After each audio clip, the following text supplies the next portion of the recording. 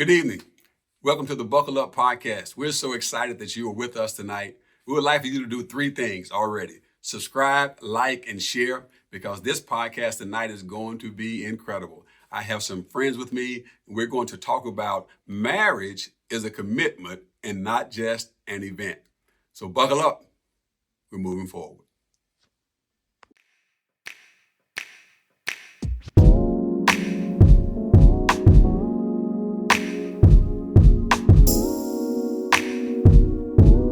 Good evening. Welcome to the Buckle Up Podcast. We're so glad that you're here with us again today. And we would like for you to do three things for us right off the bat. Like, subscribe, and share. This podcast is designed with you in mind. It's the Buckle Up Podcast because we know that when you walk through life, there will be days and times of difficulties, and we want you to know that there is a path that is set forth for you to be able to buckle up and endure these hard days and these hard times. In our podcast tonight, I have two good friends with me. Good friends with me. We were talking before the podcast came on just how long we've been knowing each other. And I think it came out to be around 27 years. We've been in fellowship and relationship and friendship with each other for 27 years. Our guest tonight, to my right, to your viewing left, is Demetrius Johnson and her husband, Reggie Johnson. They have just been a blessing in my life and to a lot of other people. And tonight we're going to engage in a topic. It's a topic that is much needed. The topic is marriage is a commitment and not an event. Because oftentimes people will spend thousands and thousands and thousands and thousands and thousands of dollars on a marriage, on a wedding ceremony, but want to invest 10 cents in a committed marriage.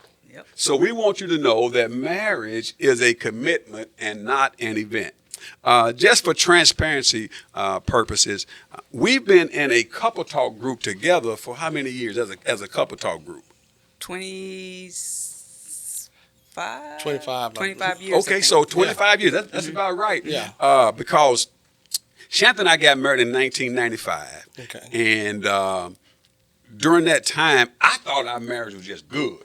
I thought it was good. I'm doing what I'm supposed to do. I think I'm where I'm supposed to be. You know, I work, I contribute to the household. Our finances are decent. Our children look good. We look good. I'm thinking everything is good, right? Because I'm good. Yeah. But Shantha came to me one day, and Courtney was about 4 or 5 years old. So that I believe you're right. It's about 24 years. Courtney was about 3 or 4 years old. And Shantha says, we are going to join the Couple Talk ministry at the church. I said, no, we're not. She said, yes, we are. And so, of course, she won. Right. And Were you working at the church at that point? That was 1999. I was not on staff then. Okay. I was not on staff then because I came on staff in 01. Okay. So anyway, she came. We decided to go to the Couple Talk, and it was probably the best thing that has happened to our marriage that I can say.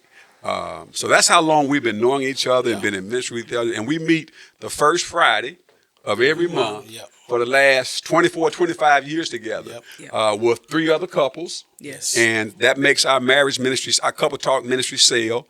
And what we found out is, when you're married, it is helpful to have accountability partners. Yes. It's helpful to have people that have endured what you may see as the most challenging of situations.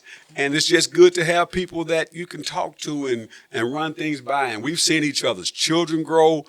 We've seen your grandbaby's born now. And so we've just been in this marriage ministry, in this marriage together, if you will. And we've just done life together. That's basically the thing. We've done life together. So, but anyway, back to our topic tonight.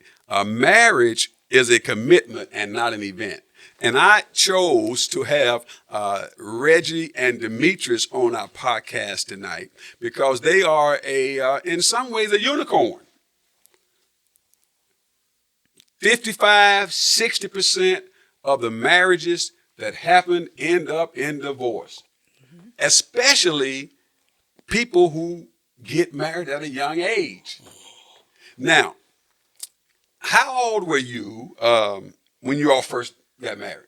I was 23 and Reggie was 24. 23 and 24. Okay, how did you meet? First of all, how did you meet? Well, we're both from Waco, Texas. Waco, Texas. Waco, the 25. Texas. That's the 254. It was Waco. 817 when we were there. 817 then. So they were saw the rural trend, there, but yeah, now they kind of like yeah. urbanized. So now they got more than one zip code. Yeah. I hear you. But we did Now, not wait a know minute. each other Hold. then. Wait a minute. Now, you're from No, Hooterville, right? No, I am what's- from Waco, Texas. You talking about Harrison Switch? Yeah, it's a switch. Yeah. So, okay. The greater Riesel area. Harrison Switch. So, okay, let's not digress. You know, Pastor can be silly sometimes, Yeah. especially when I'm with my friends and family that I love and care so much about. But now, how did you all meet again? Tell me how you met. So we're both from Waco, but we did not really meet until we got to know each other when we went to North Texas. Oh, okay. So you both from the Waco area, Harrison Switch and the 254817. But so you all didn't know each other while you were in we school? didn't know each other while we were in school. Okay. But What's the age difference in you? just a year. 1 year. Okay. Yeah, Okay. just a year. Okay. Got a lot of common friends. Mm-hmm. A lot of people she went to school with, I'm friends with and know, Okay. and vice versa. Okay. I think the first time we had discussions was the summer before I went, because I went to community college first. Okay. And she was there Okay. a year, and I saw her that summer and said, "Hey, I'm coming to school up there with you." Oh, and what'd you say? Okay. You said okay. Okay. So you met. Now, when you just said okay, you didn't get butterflies No or big nothing deal. like Yeah, no big deal. no big deal. Yeah, okay. Yeah. Hey, I'm from the Switch. You know? Yeah. Yeah. So, But it wasn't a thing then. It was just your homegirl is up there. right. Okay. So y'all can hook up. Okay. So now you met. Let me ask you, who showed interest in whom first? Now I know this is a sticky question. That you know. I'll let her answer, then I'll tell you what really happened. That's what I do, Shanta. That's why I said Shanta. I said Shanta. You know you were macking on me first. Go on, admit it. No, who, tell me how it worked, me. Well, see, okay, so it's in North Texas. We hanging out, partying. Right. And I see him at the parties, but I didn't really He didn't move you then. well, he made me laugh. Okay, So okay. he was quite comical. I like that. So, it was a friendship. It wasn't no like, ooh, I gotta have him now. Right, It wasn't right. like that. Right. But right. after a while, after I got to know him, Yeah. then, Okay. it grew. We were friends. I got you. And then I it got grew you. into much more. Okay. So it wasn't like one of those moments where like the Lord is my shepherd. I see what I want.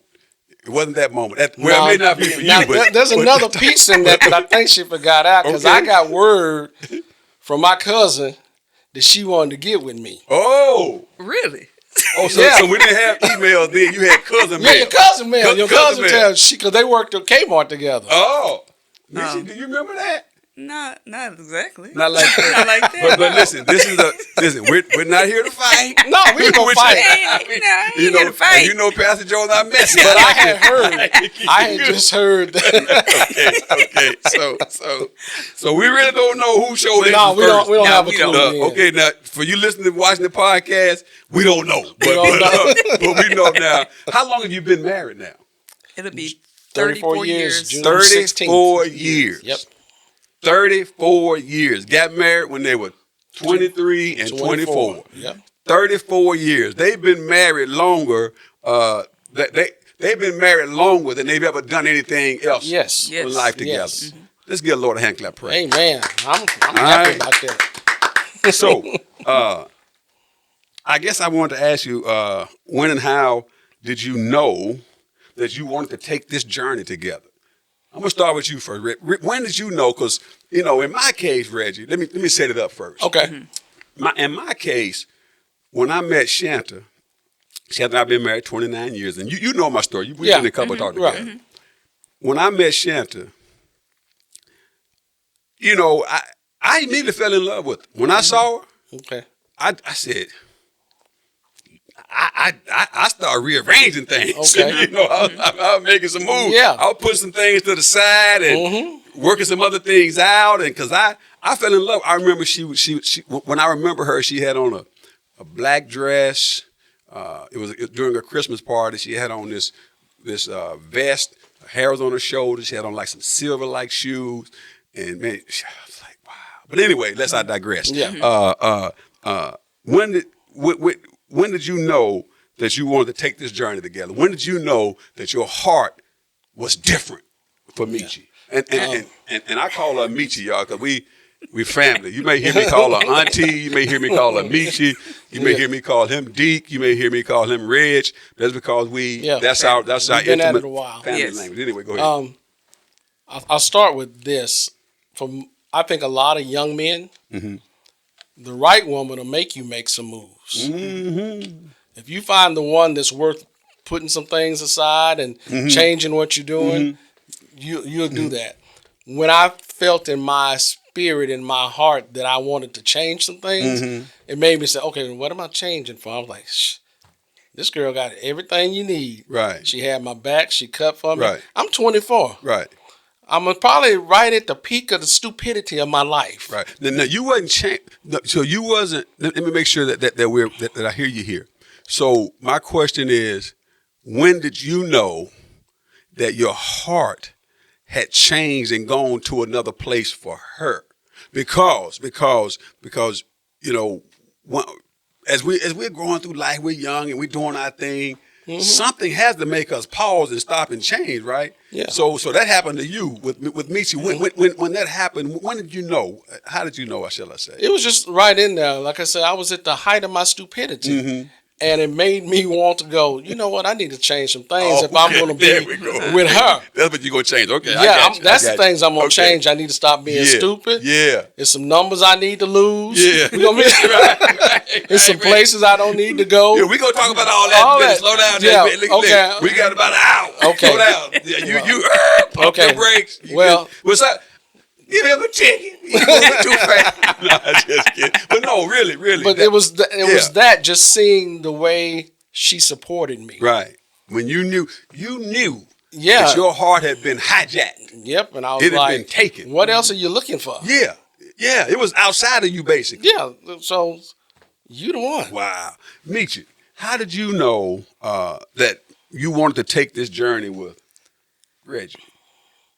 When I knew there was no other guy out there that I wanted to hang out with or date, and I was just like, I just want to be with him. Wow. And I was like, that's it. I like that. And you know, man, and I can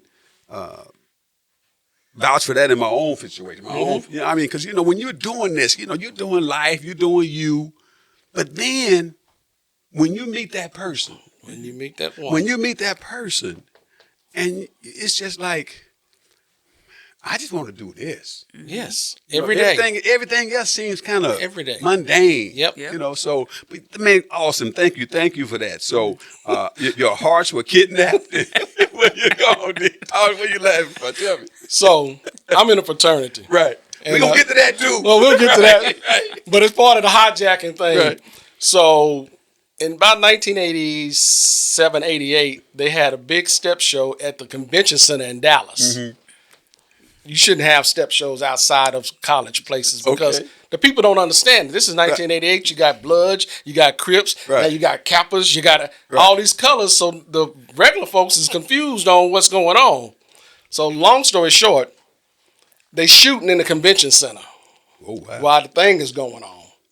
And the people is running, and we were getting ready to step, and I take out. And they're like, where you going? I'm like, where's Metris? Right. They're like, they shooting. I'm like, where's Metris? So I'm running out to the shooting.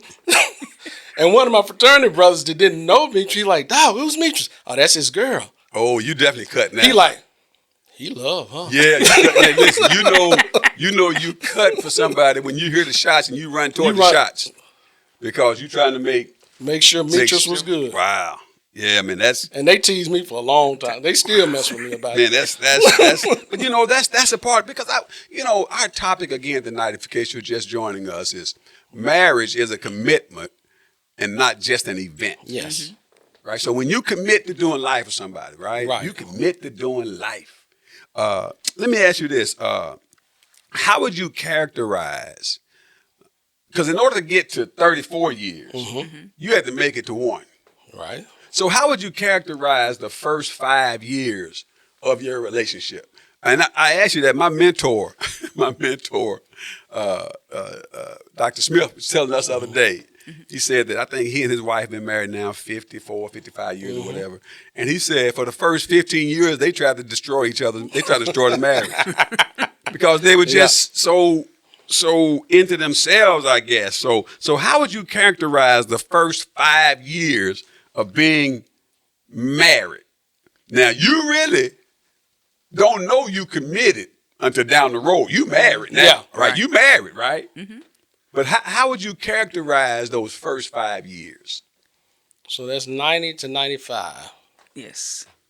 You want to take a shot at that, and I'll wrap it up? I'll take it then. Yeah, go ahead. So the first 5 years, our daughter wasn't born until 93, so it was 3 years of just us. Mm-hmm. And that was the coolest thing we had. I got to hang out with Mitras. Crazy in some marriages, we were married a year, and then my sister moved in. Mm.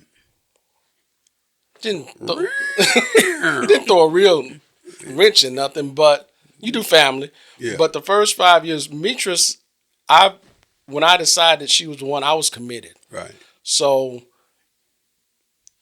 I've always said, if you can believe that she has your best interest at heart, or he has your best interest at heart, even when they do things that go counter to that, you can forgive them. You messing up my outline. I'm sorry. Because we've been doing this too long. We've been doing this too long. That's like downhill number 8. Okay. Man. I see. I'm about to give him some direction. Yes, I need direction. I'm just going to answer the question as it was asked and hold it right there. I guess, but no, the first 5 years was heart, good. Though. I hear your heart. I hear where you're going, and I love it. Yeah. And I'm glad that this is coming out. Because we have a lot that we want to get out, and I just feel it. I said, so the first 5 years of your marriage, how would you characterize though? I mean, the ups, they were the downs, good. The struggles. They were good. Yeah. And I'm going way. We have not really struggled in our relationship. Right. Mm-hmm. Now we struggled because we were broke. Yeah. That's part of it. We struggled because kids are doing things, but there's not a point in that 34 years that I even question her not being there for me. Yeah. I want to do something different. Yeah. Never crossed my mind. No. And same here. Yeah. Never. Yeah. So when you're in that honeymoon phase, right? Mm-hmm. And the reason I was asking that is because oftentimes this is not a rule, but this is just a chance that oftentimes we marry a person, right? Mm-hmm. We marry an idea, but the reality is not what we marry. Right. Yes. And even that is not a deal breaker because you committed, right? You just got to adjust how you are operating because we all have this idea of what marriage what we want it to be, but there are often times where it doesn't match our reality. Yeah. So even in that, oftentimes we marry the idea of a person, and sometimes the idea and the reality are not always the same, and that's when the commitment piece has to be on the table, right? Because no marriage is perfect. No marriage is without its ups and downs and challenges. And that's what I want our viewers and our listeners to hear today. No, I don't care how beautiful the couple is. I don't care how beautiful their Facebook pictures are and their Twitters and their vacation pictures and their pictures of their grandbabies and all. No marriage is without its challenges. Yeah. So And oftentimes, as I was saying earlier, we have this idea, Yeah. but it doesn't always line up.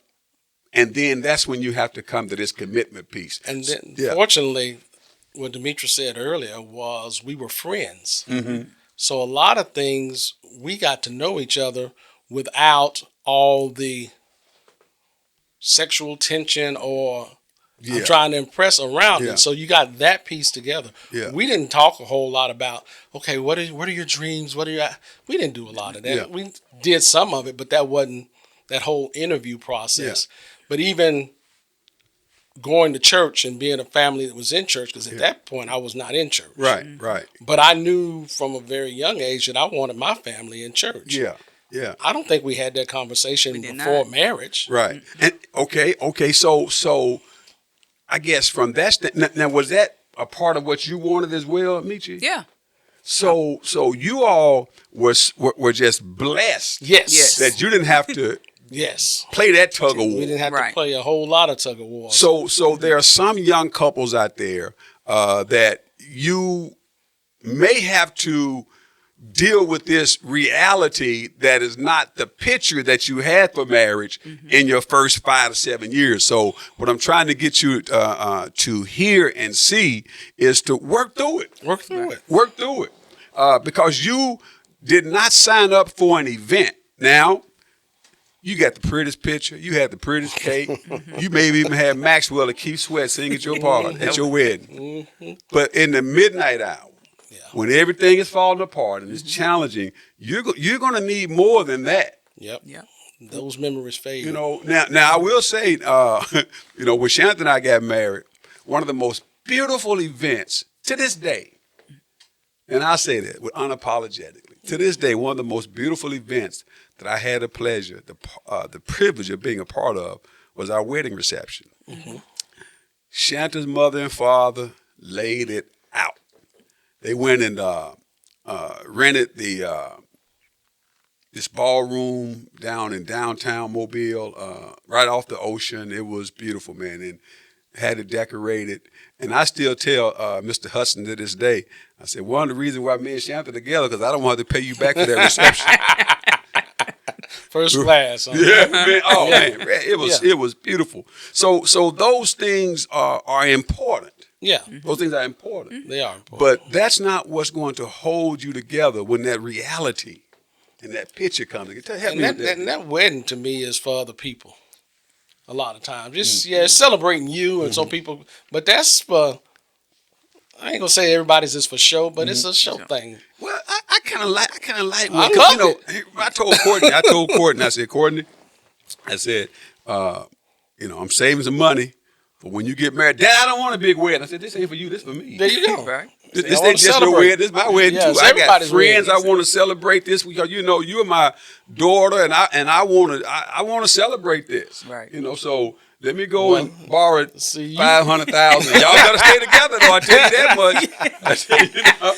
You like a plan though. I'm not a planner. My wedding, how many people I need to bring, how many men I need. That's all. Yeah. I'll make sure they all dress the same. Yeah. So what do you think, Beach, on that as it relates to celebrating the occasion?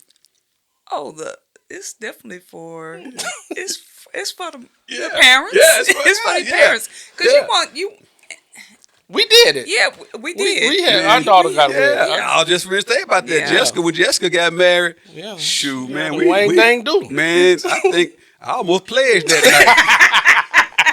I mean, I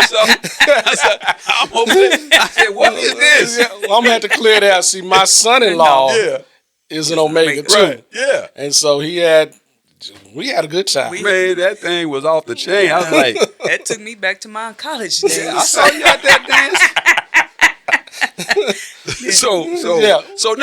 But we have nothing against celebrating. I think it's a beautiful thing, man. If the Lord allows my daughter to marry, and I have the wherewithal I'm gonna go kill the fatted cow. Amen. Get the best wine. We're gonna get the best wine, and if we run out, we're gonna ask Jesus to turn some Turn some water water. into some wine. We're gonna celebrate that thing because that's so we're not hating on the marriage. No, Right. no, I didn't want to come across that. No, that's not what you're doing at all. I What we're love trying to do is to solidify and put in concrete the commitment part. Yes. Yeah. And you got to trust and believe, because I'm telling you, I said it jokingly, but I was probably as stupid as I've been in my whole life at 24. Oh, 100%. But she saw something that said, I'm going to. Matter of fact, I think 6 months, 12 months before we got married, I wasn't working. Yeah. I Before you got married. Yeah. Mm-hmm.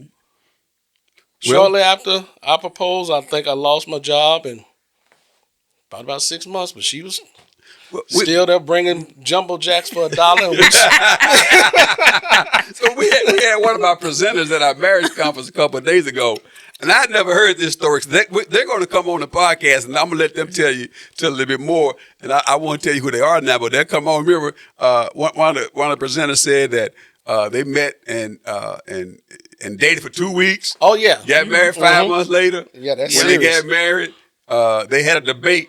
One of them said they had $16 in total, and the other said they had $12. Well, But they're together 28, 20, and it's wonderful. but it's just the commitment. Well, I don't know how much we had, but we needed both of our money to be broke. Yes. Because with one of them, I don't know what we was, but we put them both together. Right. We was broke. Right. So now I knew when I met Shanta, I alluded to it earlier. Mm-hmm. I fell in love with it. I didn't know what it was. Yeah.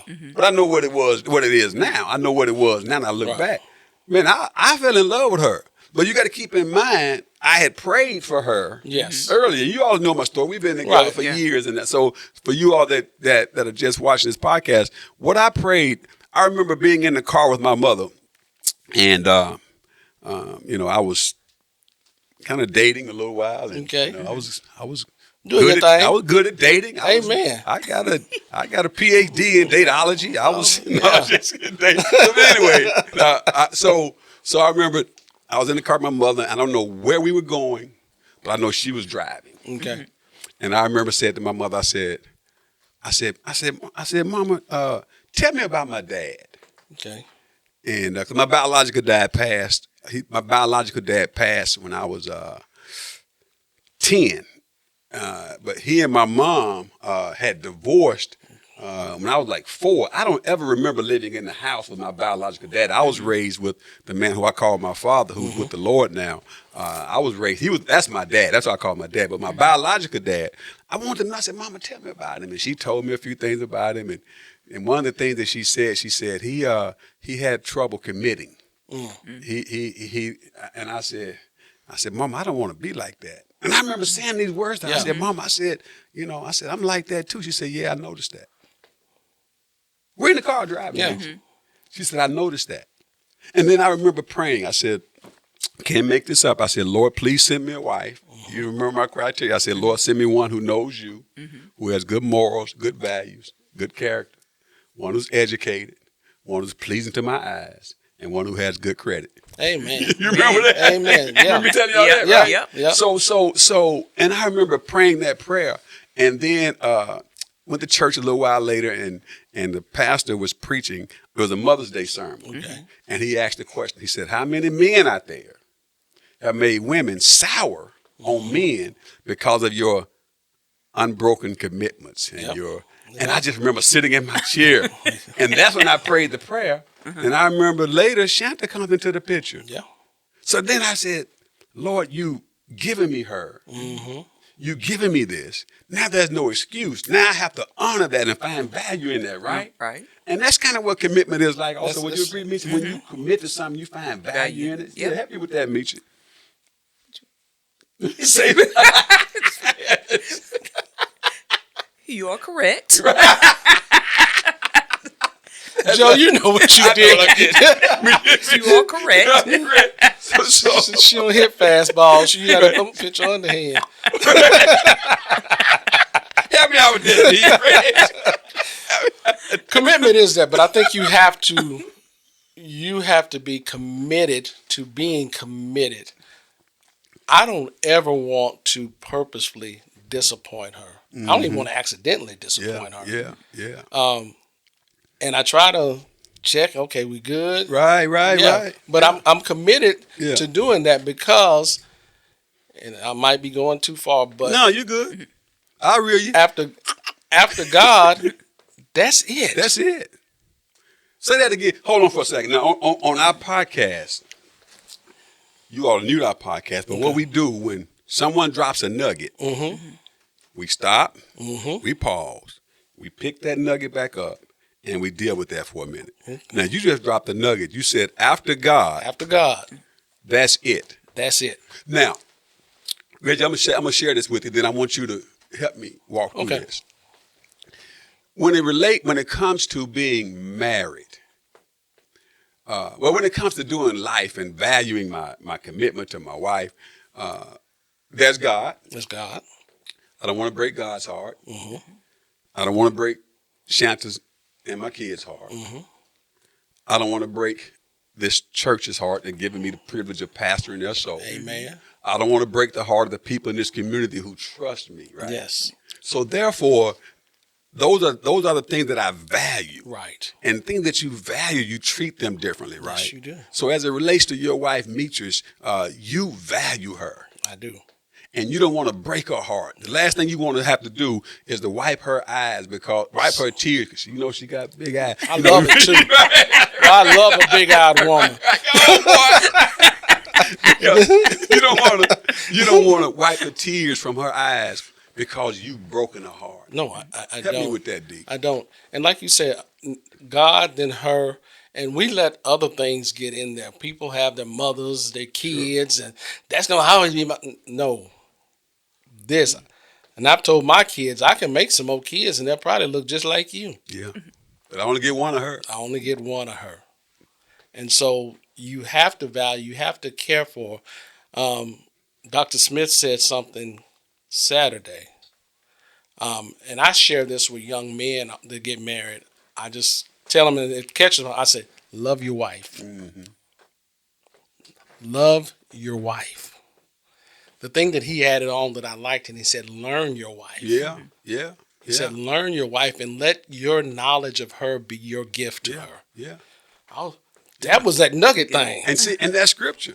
Because the scripture tells us to live with our wives according to knowledge. Yes. And Because so when you do that, now that puts you in a place where watch this, when you know that she's tender here and you continue digging there, then you asking for trouble, right? Yeah. So every time someone sees my wife Shanta or your wife Demetrius or anybody's wife, they're seeing an impact, a result of how she's been treated as a husband, as a wife from her husband, right? I agree.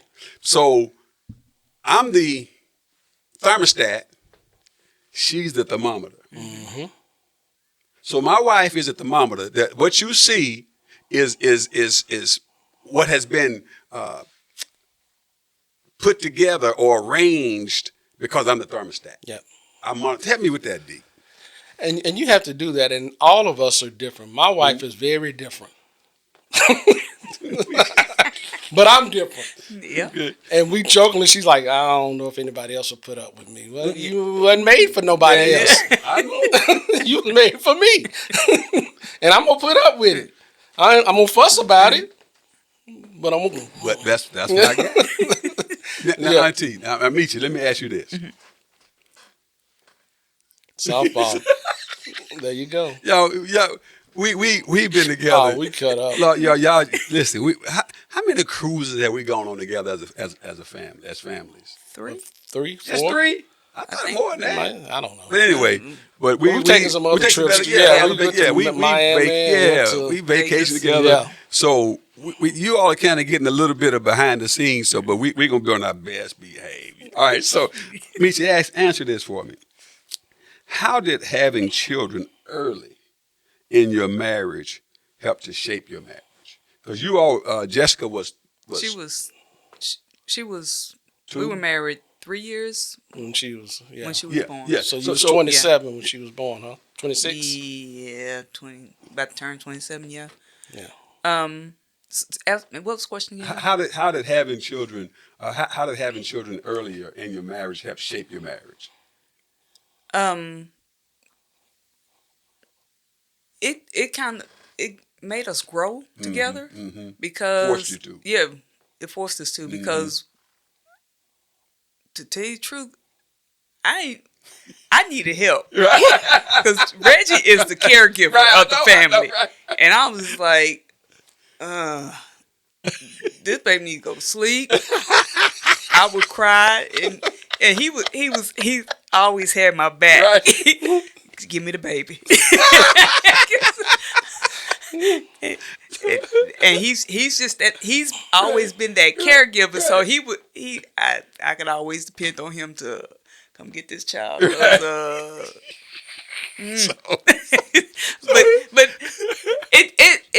it made me grow up and to just even love him more as a husband, that loving husband, because everybody don't get that.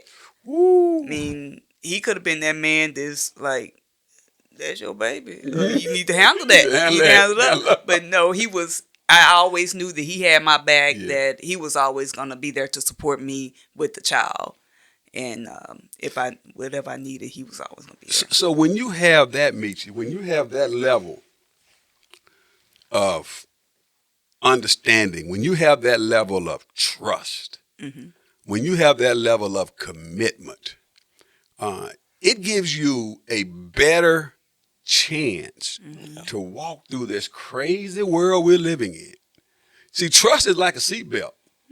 You know, our podcast is Buckle Up. You better put some trust on. Yeah. And have that for each other, you know. And you got to show it. Yeah. You got to do those things. You got to see when you not, okay, I need to help out here. Yeah. Let me go take these kids and go outside. Yeah. Let me, just whatever. You know, we live in this world, and this world is so crazy. You very seldom see successful, committed marriages on display, right? Yeah. There's always this foolishness, Right. Yeah. this chaos On TV and everywhere else. Yeah. So one of the reasons why I wanted to do this podcast, this particular show, this particular podcast, is because what's going out into the world system today, people are going to make their decisions by what they see, what they hear, what's in front of them. Right. And I want some young couple that's out there.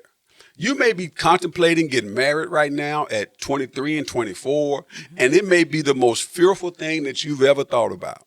So I want you to be able to hear and to see what it looks like what it can look like 34 years down the road. Now, that does not mean there was not some challenges, does not mean that there was not some struggles, does not mean that there was some days when I love you, but I don't like you today.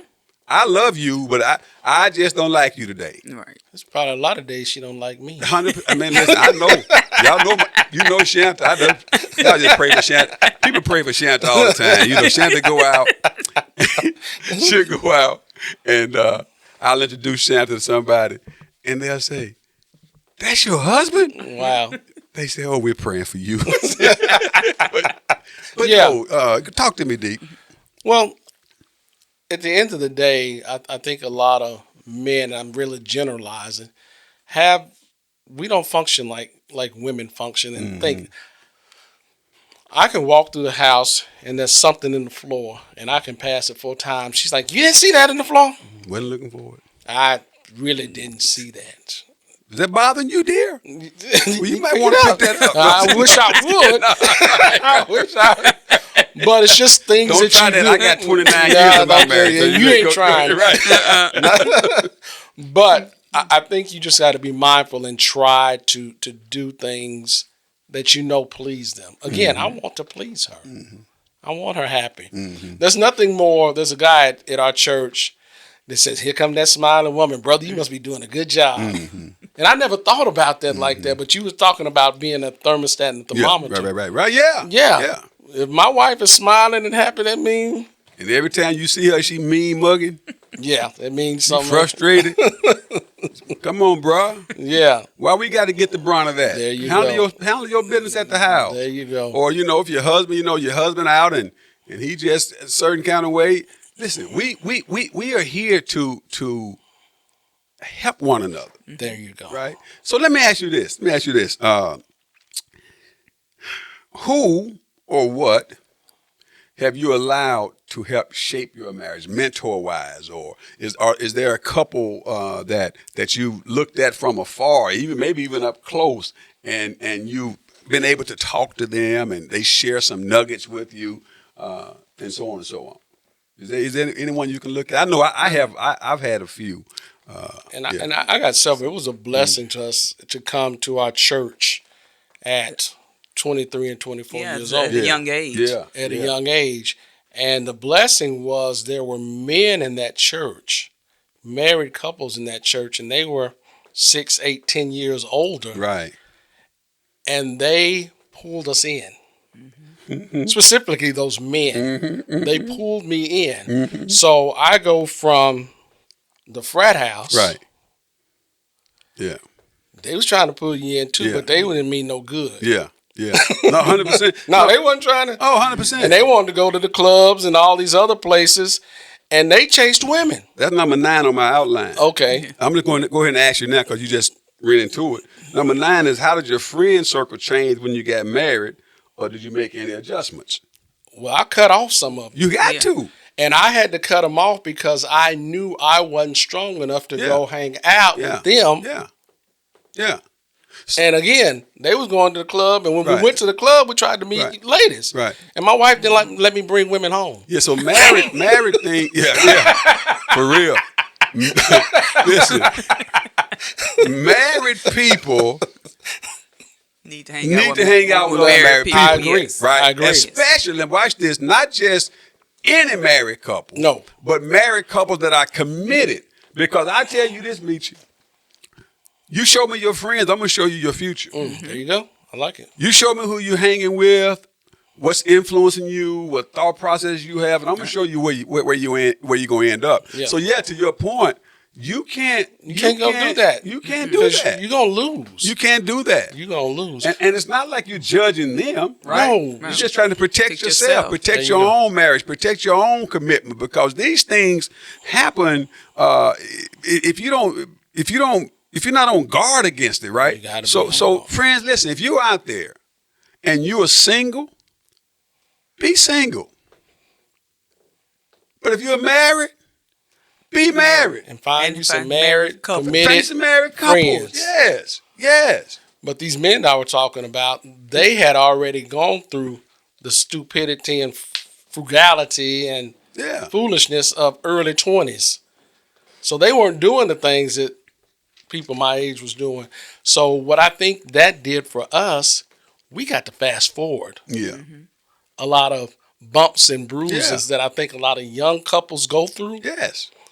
But the other thing it gave us was some goals. Yeah. Not just marital goals for sure, but they got a house. Yeah. Yeah, I mean, you got financial goals. I want a house. Yeah. Emotional. Yeah. All of that. So it was it was a blessing Yeah. for us to have that group. And I've told those men, every one of them, you guys changed our lives, impacted our lives, our children, and on because of who you were. It was like being an intern. There you go. It was like being an intern with these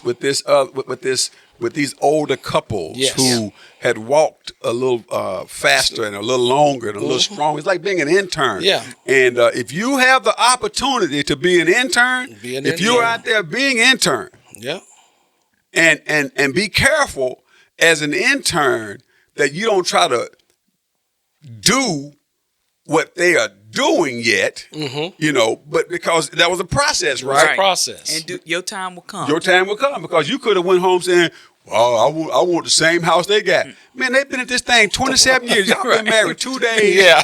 Y'all just got married and put your income together. You just got broke. And now you want their house. Now you want their house. No, it's not something for you to compare and compete, right? No. It's something for you to be an intern, to grow and to learn. And, back to what you said, Deke, man, that same church at our home church in Louisville West Side, we were over there together. Shantha and I joined that church. And, when you join the church, after you get so many people in the new members class, they start a new Sunday school class, right? Yeah, that's how they used to do it. I didn't know that. Okay. Shantha and I joined the church, went through our new members class, and we ended up going to the oldest Sunday school class in the church. Okay. Deacon McCool, and so on and so on. So Shantha and I are the only, we 30-something, everybody's in there 60. Yeah. But let me show you what happened in that. God doesn't make any mistakes.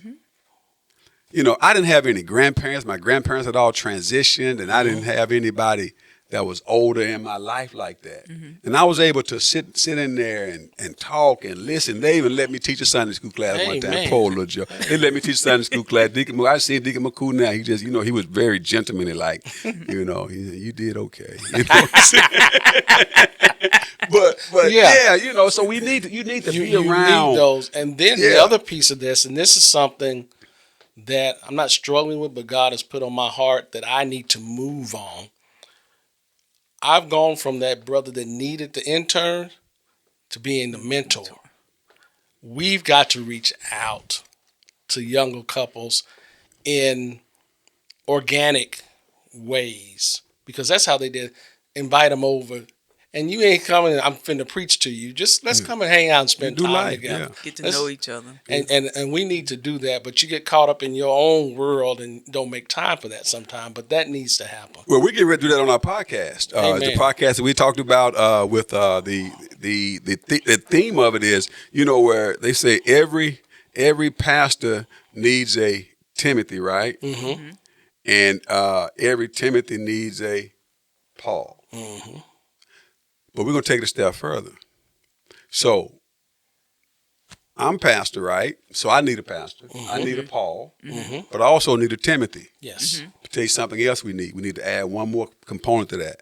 We need a Barnabas. Okay. We need somebody that will encourage us, because marriage is hard. Yes. We need people encouraging you. Because back in the day, old folk would get together, baby. You hang in there now, and work through this. If you can, work through this. Ain't that a Betty Wright song? Betty Wright. What Betty Wright? I'm trying to think that I'm a music guy. Don't blame Mr. Charlie. Mr. Charlie is just hold on, man. Don't take my podcast down, man. Hold on, man. Cut that out. Cut that out. I'm sorry. I got too comfortable. I see right now. I can't bring you before the camera. I'm sorry. I'm sorry. But no, I'm seriously. I'm sorry. No, but you missed me up. I'm sorry. But we do have we need mentors. We need and encouragers. Encouragers is what I was trying to get at. So we've got to have people that will come along beside us and encourage you. You do. Walk through that. And that's one of the things that our couple talk is. It is. And we've been together for 25 years. So we come along beside each other the first Friday of every month. As a matter of fact, we haven't been on a Saturday this time. Yes, Saturday. First Saturday. Yeah, okay, this first Saturday. But and there's accountability in there. Because we've all gotten called out on our silliness. 100%.